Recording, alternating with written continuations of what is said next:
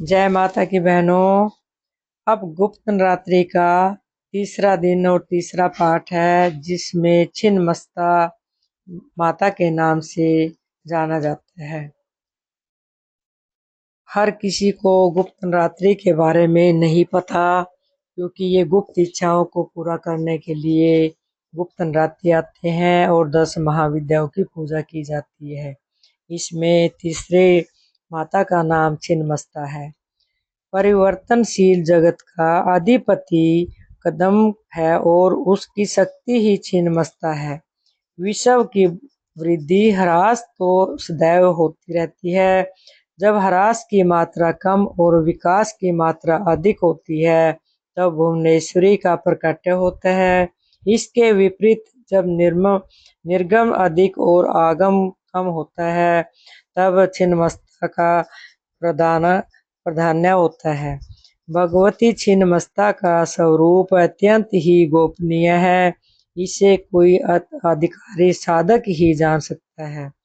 महाविद्याओं में इनका तीसरा स्थान है।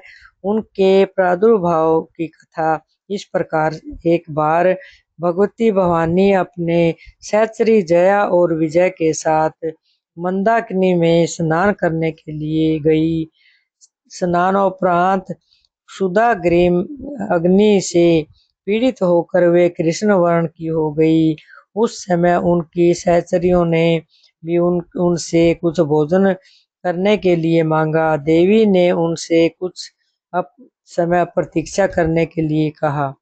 थोड़ी देर प्रतीक्षा करने के बाद सहचरियों ने जब पुनः भोजन के लिए निवेदन किया, तब देवी ने उनसे कुछ देर और प्रतीक्षा करने के लिए कहा। इसीलिए सहचरियों ने देवी से विनम्र स्वर में कहा कि हे माँ, माँ तो अपने शिशुओं को भूख लगने पर अविलंब भोजन प्रदान करती है, आप हमारी उपेक्षा क्यों कर रही हैं?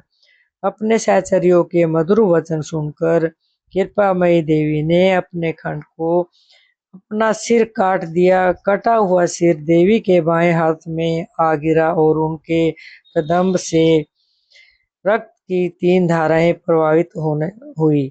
वे जो धाराओं की अपनी दोनों सहचरियों और प्रवाहित कर दी, जिसे पीती हुई दोनों प्रसन्न होने लगी और तीसरी धारा की देवी स्वयं पान करने लगी। तभी से देवी छिन्नमस्ता के नाम से प्रसिद्ध हुई। ऐसा विधान है कि आधी रात अर्थात चतुर्दश संध्या काल में छिन्नमस्ता की उपासना से साधक को सरस्वती सिद्ध हो जाती है। शत्रु विजय, समूह स्तंभन, राज्य प्राप्ति और दुर्लभ मोक्ष प्राप्ति के लिए छिन्नमस्ता का उपासना अमोघ है।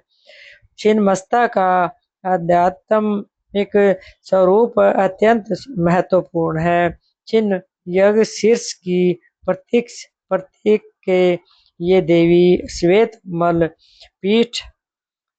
कमल पीठ पर खड़ी है। दिशाएं ही उनकी वस्त्र हैं। उनकी नाभि में योनि चक्र है। कृष्ण तम और रक्त रजगुणों को देवियां उनके सहचरियों है।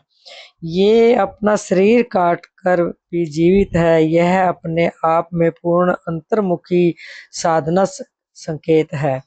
विद्वानों ने इस कथा में सिद्धि की चरम सीमाओं का निर्देश माना है। योग शास्त्र में 3 ग्रंथियां बताई गई हैं, जिनमें के भेदन के बाद योगी को पूर्ण सिद्धि प्राप्त होती है। इन्हें ब्रह्मा ग्रंथि, विष्णु ग्रंथि तथा रुद्र ग्रंथि कहा गया है। मूलाधार में ब्रह्मा ग्रंथि, मणिपुर में विष्णु ग्रंथि तथा आज्ञा चक्र में रुद्र ग्रंथि स्थान। इन ग्रंथि के भेदने से अद्वैतानंद की प्राप्ति होती है। योगियों का ऐसा अनुभव है कि मणिपुर चक्र के नीचे की नाड़ियों में ही काम और रति का मूल है। उसी पर छिन्ना महाशक्ति आरूढ़ है। इसका ऊर्ध्व प्रवाह होने पर रुद्र ग्रंथि का भेद होते हैं। छिन्नमस्ता का वज्र वैरोचनी नाम शक्तों, बौद्धों तथा जैनों में समान रूप से प्रचलित है। देवी के दोनों सहचरियां रजोगुण तथा तमोगुण प्रतीक हैं। कमल विश्व प्रपंच है और काम रहित निंदा नंद की स्थूली वृत्ति है। बृहदारण यह की असो सिर विद्या शक्ति शाक्तों को है ग्रीव विद्या तथा गाण प्रत्ययों के छिन्न शीर्षय गणपति का रहस्य भी छिन्न मस्ता से ही संबंधित है। हिरण्यकशिपु वैरोचन आदि छिन्न मस्ता के उपासक थे, इसीलिए उन्हें वज्र वैरोचनिया कहा गया है। वैरोचन अग्नि को कहते हैं। अग्नि के स्थान मणिपुर में छिन्नमस्ता का ध्यान किया जाता है और वज्रा नाड़ी में इनका प्रभाव होने से इन्हें वज्र विरोचनी विरोचनिया कहते हैं। श्री भैरव तंत्र में कहा गया है कि उनकी आराधना से साधक जीव भाव से मुक्त होकर शिव भक्त को प्राप्त कर लेते हैं। ये छिन्नमस्ता का शक्ति का तीसरा रूप है और इसके बारे में इसके चरणों में अपनी वंदना पेश करती हूँ।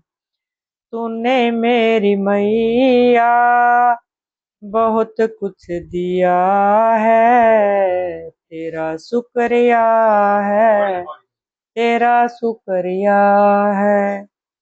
तूने मेरी मैया बहुत कुछ दिया है, तेरा शुक्रिया है, तेरा शुक्रिया है।